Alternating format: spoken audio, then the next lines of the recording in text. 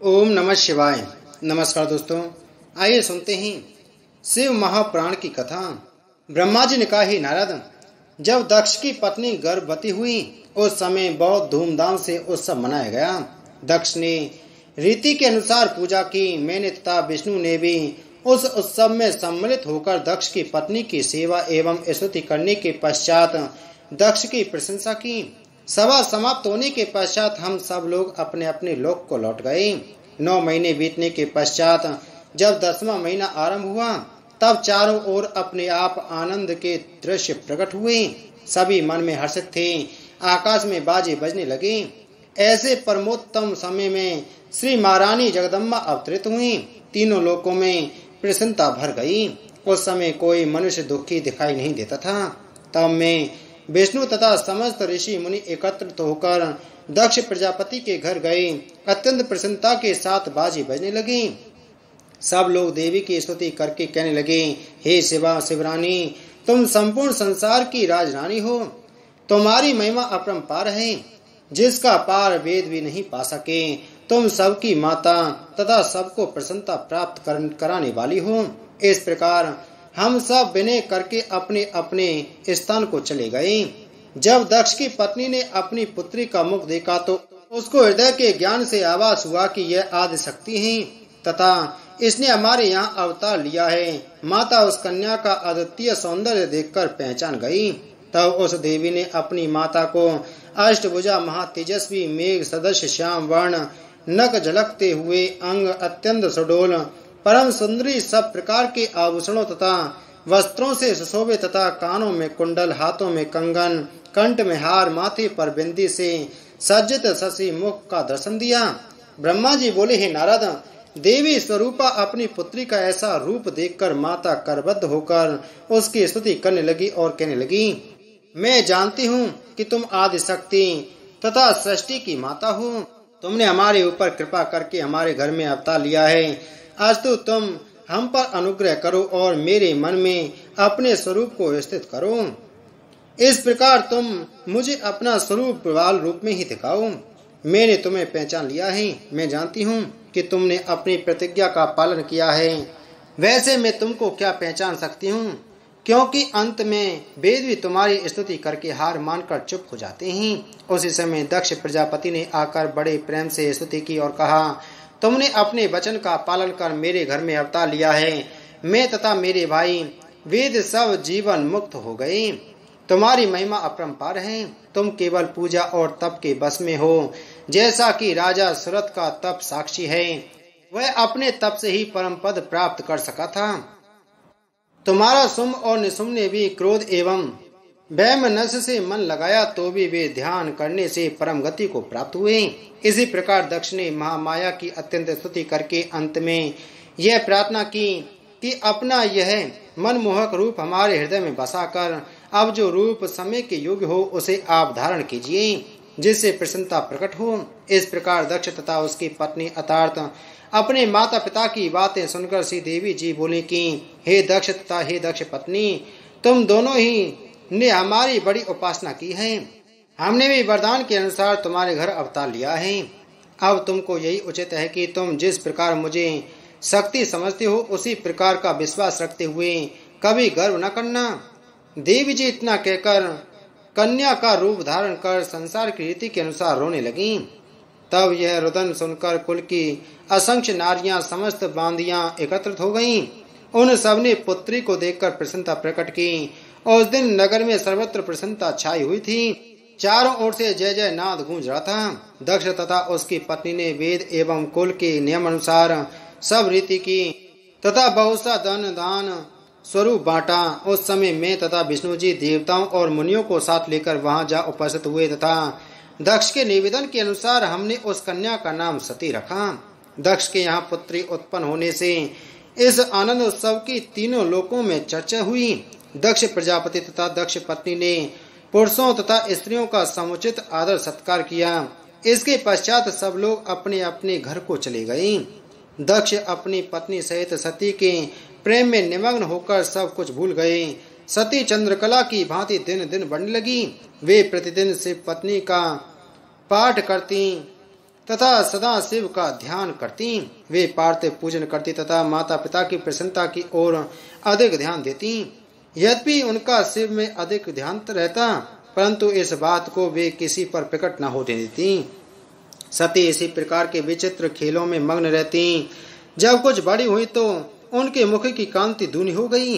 उनकी सुंदरता की समानता तीनों लोकों में कोई भी नहीं कर सकता था।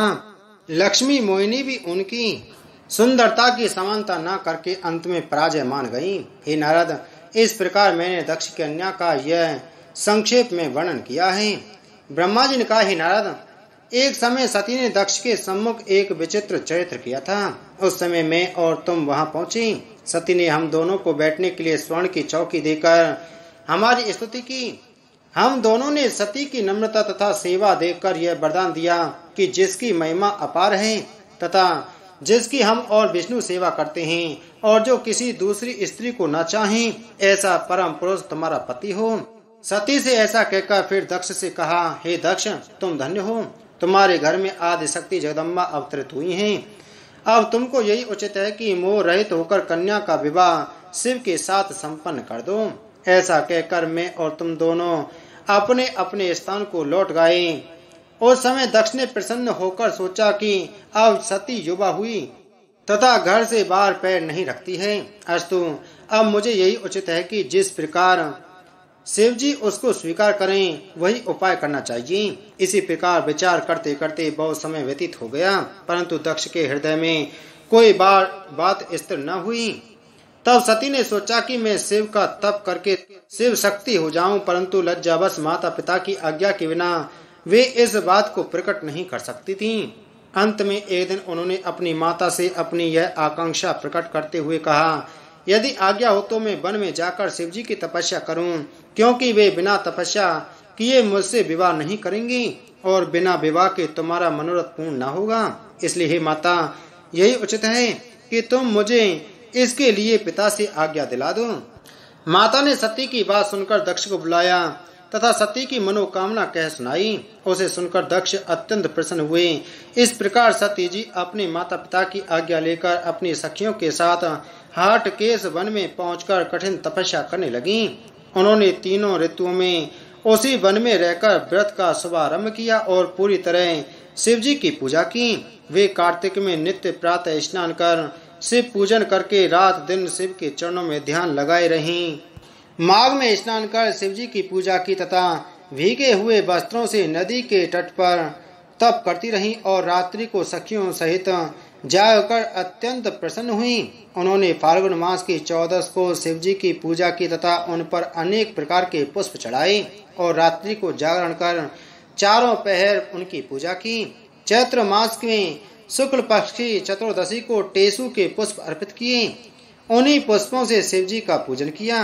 वैशाख सुदी तृतीया को शिव जी का पूजन किया तथा उनके सम्मुख नाना प्रकार के पुष्पों से नैवेद्य समर्पित किए। ज्येष्ठ मास के अंत में व्रत रखकर सहस्त्रों भ्रकटियां के पुष्पों से शिव जी का पूजन किया।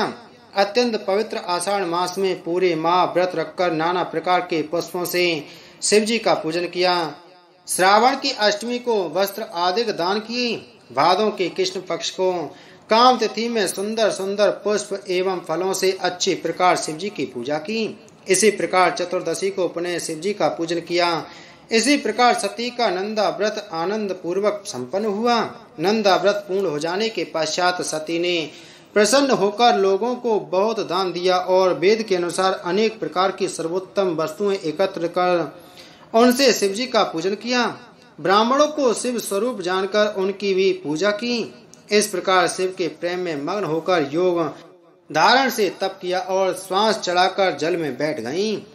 उस समय मैंने तथा विष्णु ने जाकर देखा कि सती सिद्धों एवं अमरगण की भांति बैठी हैं और वहां के संपूर्ण जीवों में कोई भी द्वेष भाव नहीं है। यहाँ तक कि सिंह तथा गौ एक साथ रहते हैं। इस प्रकार समस्त जीवधारी शत्रुता त्याग कर वहां प्रेम पूर्वक क्रीड़ा करते थे।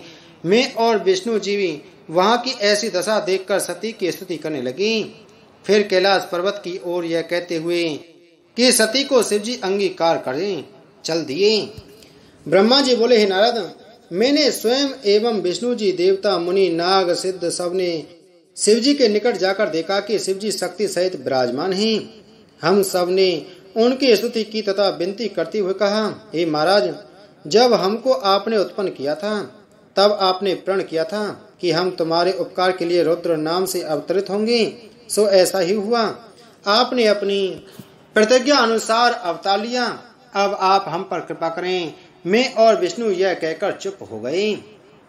यह सुनकर सदा से बोले, हे ब्रह्मा तथा विष्णु, मुझे तुम दोनों ही अत्यंत प्रिय हो। तुम यहाँ मुनियों के साथ किस लिए आए हो, सो मुझे सब ठीक ठीक बताओ। शिव जी के ऐसे वचन सुनकर हमने यह समझा कि अब मनोकामना अवश्य सिद्ध होगी। तब विष्णु और मैंने हाथ जोड़कर उनसे निवेदन किया, हे प्रभु, पहले आपने कहा था कि हम विवाह करके लोक कार्य सिद्ध करेंगे, सो अब वह समय आ गया है।